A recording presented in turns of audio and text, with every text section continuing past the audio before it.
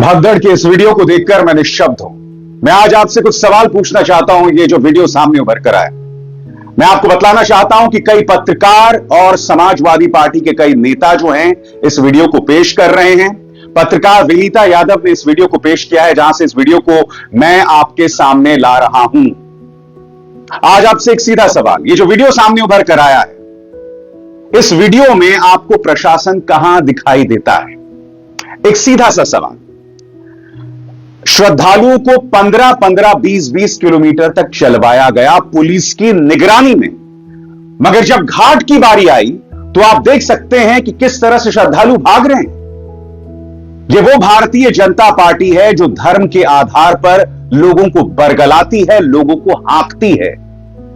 तुम इस भीड़ को जब तट आया जहां पर स्नान लेना था, वहां पर तुम हाँक नहीं सके। पिछले 11 सालों से धार्मिक प्रतीकों के आधार पर अपनी राजनीति के चलते तुम लोगों को हाँक रहे हो। लोगों के मन में तुमने एक भाव पैदा कर दिया है कि हिंदू धर्म खतरे में। 11 साल से हिंदू हृदय सम्राट जो है वो देश के प्रधानमंत्री हैं और दूसरी बार मुख्यमंत्री आदित्यनाथ उत्तर प्रदेश के मुख्यमंत्री बन गए हैं, मगर अब भी तुम इन श्रद्धालुओं को यह नहीं कह पाए कि धीरे से चलो। वहां पर कहीं पर भी पुलिस नहीं दिखाई दे रही। मैं आपसे समझना चाहता हूं, यह आपराधिक लापरवाही किसकी है? बताइए, किस अधिकारी, किस मंत्री पर एक्शन लिया जाएगा? स्वामी अविमुक्तेश्वरानंद ने सीधे तौर पर मुख्यमंत्री आदित्यनाथ का इस्तीफा मांग लिया है। यह नजारा शर्मनाक है। यह नजारा बतलाता है कि हमारी सरकारों के निगाह में आम जनता की कीमत कीड़े मकौड़े की है और इसके अलावा कुछ नहीं। जिस दिन यह हादसा होता है दोस्तों, मुख्यमंत्री आदित्यनाथ 17-18 घंटे तक मानने को तैयार नहीं होते हैं कि किसी की मौत हुई है। यहां तक कि वो शोक संदेश भी नहीं देते हैं और फिर शाम को आते हैं, उनका गला भरा होता है, आंखों में आंसू होते हैं और वो अपना शोक संदेश देते हैं। मगर देखिए, अगले ही दिन 24 घंटे नहीं बीतता है दोस्तों और फिर मुख्यमंत्री आदित्यनाथ का यह ट्वीट सामने उभर कर आ जाता है, जिसके अंदर वो मुस्कुरा रहे होते हैं। इसमें मुख्यमंत्री आदित्यनाथ क्या कह रहे हैं, मैं आपको पढ़ के सुनाना चाहता हूं। यह उनके दफ्तर का किया गया ट्वीट है। मुख्यमंत्री श्री योगी आदित्यनाथ जी महाराज ने आज लखनऊ में जनपद उन्नाव के पूर्वा विधानसभा क्षेत्र के माननीय विधायक श्री अनिल सिंह जी से सपरिवार शिष्टाचार के नाते भेंट की और यहां पर आप देख सकते हैं मुख्यमंत्री मुस्कुरा रहे हैं। मुख्यमंत्री अपने कार्यक्रमों में कोई रोक नहीं लगा रहे हैं। वो अब तक जाकर पीड़ितों से उन्होंने मुलाकात नहीं की है, घायलों के अस्पताल तक नहीं गए। मैं समझना चाहता हूं ये कैसे मुख्यमंत्री हैं जिन्हें दर्द तक नहीं दिखाई देता है। और फिर ये वीडियो सामने उभर कर आता है जिससे पता चल रहा है कि ये घटना, इसमें प्रशासन की कितनी बड़ी लापरवाही थी। आप अब भी अपनी जिम्मेदारी को नहीं समझ रहे हैं। अब भी हेल्पलाइन नंबर नहीं है, जो मैं बार बार अपने शोज में कह रहा हूं। सीधा सा सवाल, इतनी बड़ी घटना हो गई, एक नहीं दो घटनाएं, दो घटनाएं, 60 मौतों की बात की जा रही है कम से कम। और यह सिर्फ आधिकारिक आंकड़ा है। खैर, आधिकारिक आंकड़ा तो 30 का है शायद। दो घटनाएं हो गई। लोगों के जो शब्द हैं, लोगों की जो रुदाली है, गोदी मीडिया न्यूज चैनल से सुना नहीं रहे। और जब विपक्ष उस मुद्दे को उठाता है तो उनके माइक को बंद कर दिया जाता है। इसी मंच पर मैंने आपको बतलाया था कि एबीपी न्यूज के कुछ पत्रकारों ने बेहतरीन रिपोर्टिंग की, मगर अब मैं आपको एक क्लिप दिखाना चाहता हूं।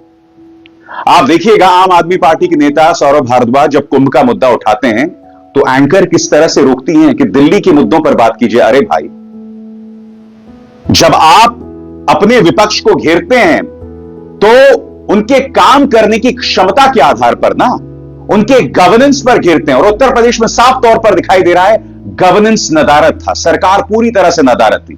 और जब सौरभ भारद्वाज घेरने की कोशिश करते हैं तो एंकर का बर्ताव देखिए, पापा की परी का बर्ताव देखिए। देखिए क्या हुआ।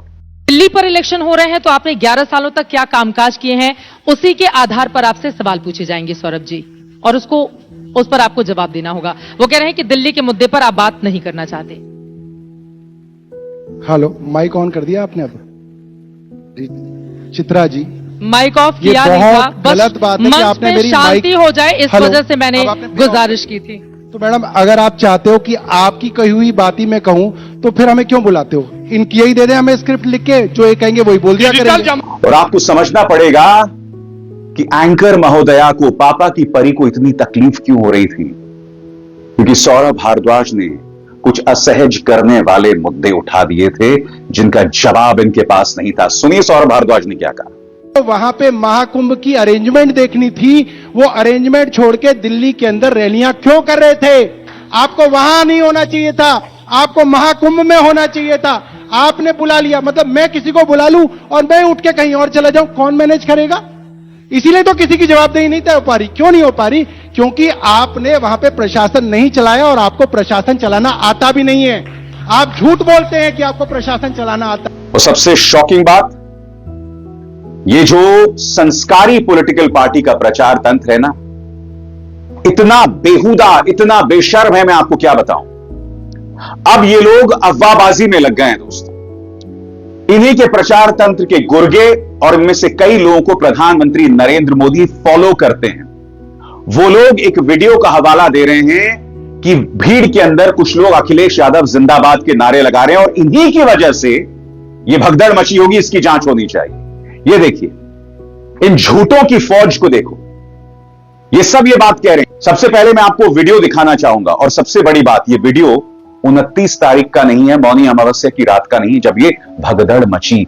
ये वीडियो है 27 तारीख का और मैं बधाई देना चाहूंगा ऑल्ट न्यूज को जिन्होंने इस बात की पड़ताल की। सबसे पहले वो वीडियो देखिए।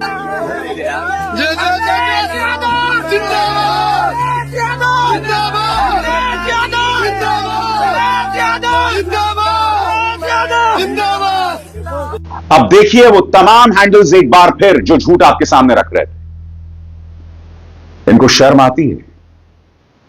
और यहां कमेंट सेक्शन में ऐसे कई लोग आपको मिल जाएंगे जिनकी इंसानियत खत्म हो गई है, और मैं चाहूंगा इन लोगों को आप लोग भी कटघरे में रखें, जो इस वक्त आकर मुझ पर दोष मढ़ रहे हैं कि मैं आपके सामने हकीकत ला रहा हूं। इनकी इंसानियत पूरी तरह से मर गई है। इनकी जो निष्ठा है ना, हिंदुओं के प्रति नहीं है, हिंदू धर्म के प्रति भी नहीं है। इनकी निष्ठा सिर्फ भारतीय जनता पार्टी के प्रति है, जो इस मुद्दे से बच रही है। आज निरंजनी अखाड़ा, स्वामी अभिमुक्तेश्वरानंद और इसके अलावा कई स्वामी, कई संत सामने उभर कर आ रहे हैं और मुख्यमंत्री आदित्यनाथ के गवर्नेंस पर सवाल उठा रहे हैं, उनकी सरकार, उनके प्रशासन पर सवाल उठा रहे हैं। और इनकी पुलिस क्या कर रही है? ये वीडियो देखिए साहब। एक जगह प्रसाद बनाया जा रहा था, लोगों के लिए खाना बनाया जा रहा था, उस पर मिट्टी फेंकी जा रही है। ये वीडियो देखिए।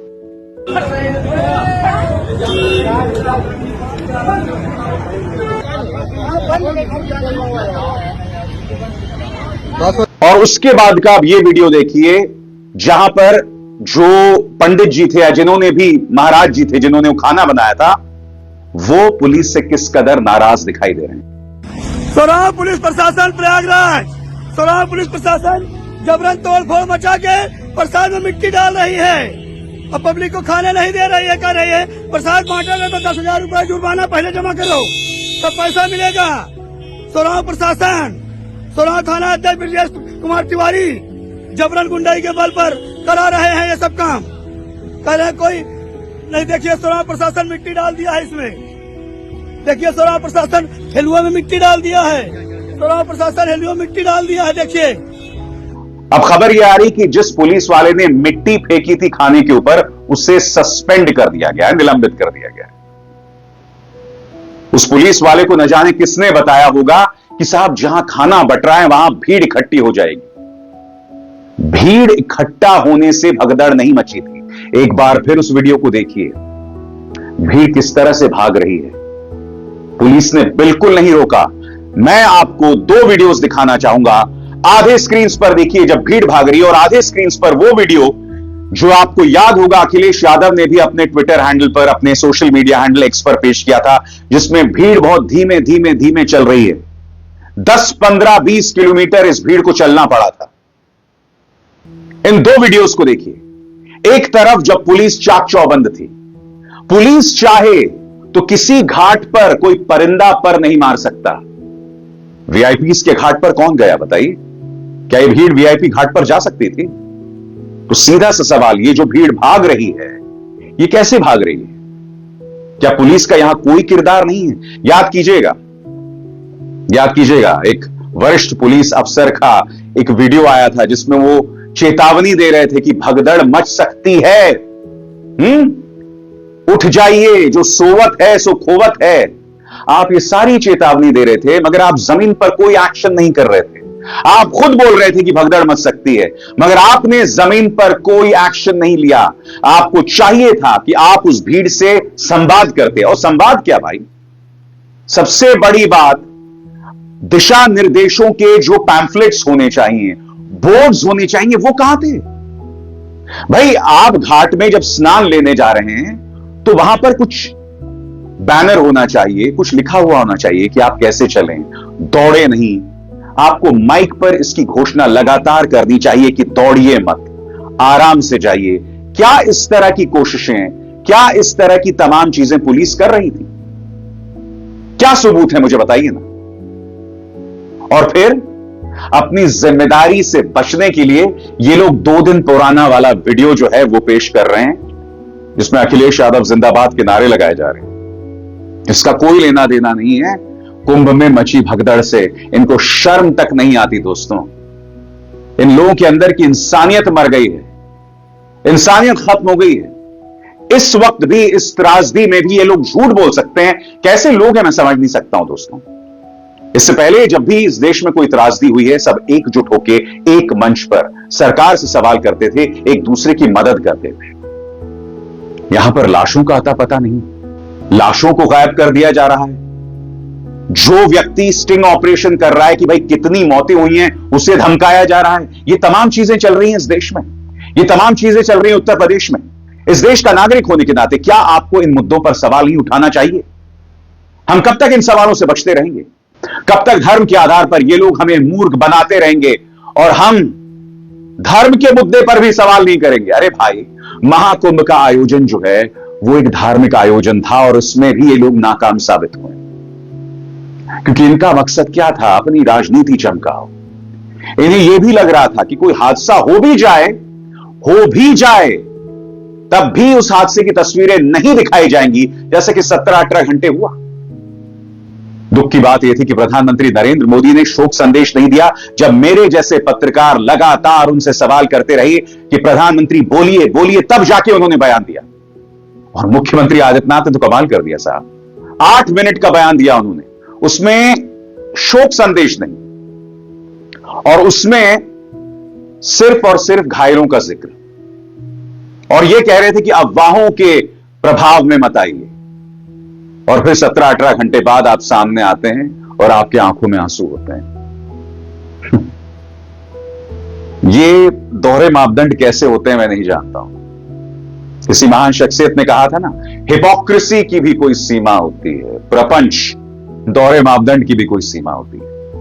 अगर आप में है देश के लिए कुछ कर गुजरने का जज्बा, अगर आप रखते हैं सच कहने की हिम्मत, तो पृथ्वी न्यूज आपको दे रहा है एक सुनहरा अवसर, जहां आप पत्रकार बनकर समाज में हो रही बुराइयों के खिलाफ अपनी आवाज बुलंद कर सकते हैं, अपने देश प्रेम को देश की सेवा का रूप दे सकते हैं। तो उसके लिए जुड़िए पृथ्वी न्यूज चैनल के साथ। अधिक जानकारी के लिए दिए गए नंबर पर संपर्क करें 7033179142 पर।